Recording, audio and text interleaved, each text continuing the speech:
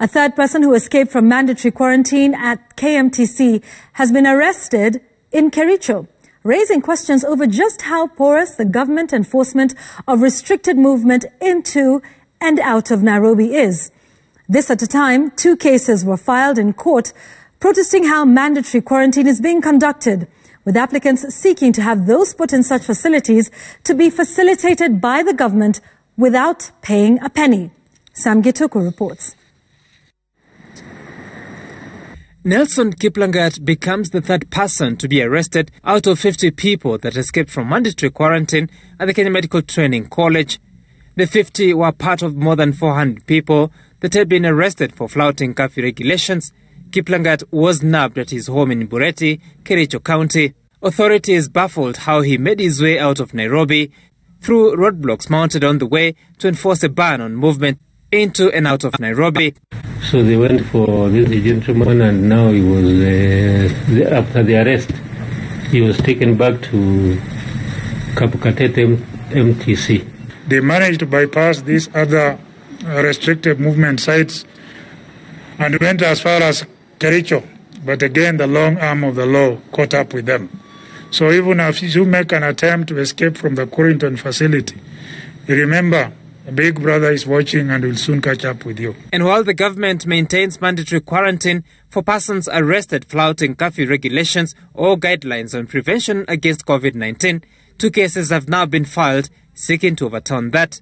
Muslims for Human Rights Organization has petitioned the High Court in Mombasa to prohibit the police from what they term arbitrary arrests and unjustifiable mandatory quarantine of persons not suspected of COVID-19. Muhuri wants suspension of all payments for upkeep by persons put in the quarantine facilities.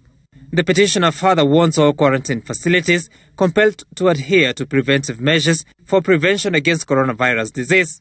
This coming at a time many quarantined persons have complained of poor conditions that would expose occupants to contamination and contracting the virus.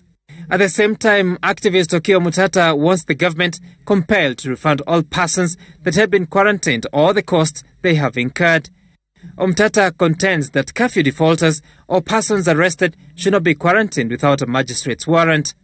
That Health CS Mutahi Kagwe regularly created offences and prescribed penalties without involving Parliament in passing regulations to control the spread of the virus. But the government holds mandatory quarantine is in no way a form of punishment. But what we have done is not to try and criminalize the quarantine process.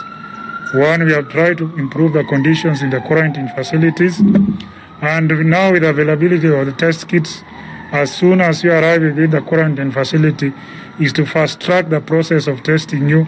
For those who test negative, of course, they are quickly released and advised to continue self-quarantine at home. Those who test positive, of course, come into the isolation center. Quarantine remains an approach and a measure that is being utilized the world over. And we have noted your concerns with regards to how the quarantine situation has evolved in the country. And indeed, we are working to ensure we improve and we actually meet the merits of having quarantine facilities that are able to meet our targets. Kenya National Commission on Human Rights Chief Executive Officer agrees that there is a gap as no law currently allows the government to send persons arrested into mandatory quarantine. Instead, arrested persons ought to be taken to court within 24 hours of arrest or released on police bond until such a time they can be presented before court. These people have been arrested. They should be presented before a court of law and charged, and then the next step of quarantining takes place. So there is a gap in terms of applying the law to these particular arrests and quarantining them almost instantly. Sam Gituku, TV, Nairobi.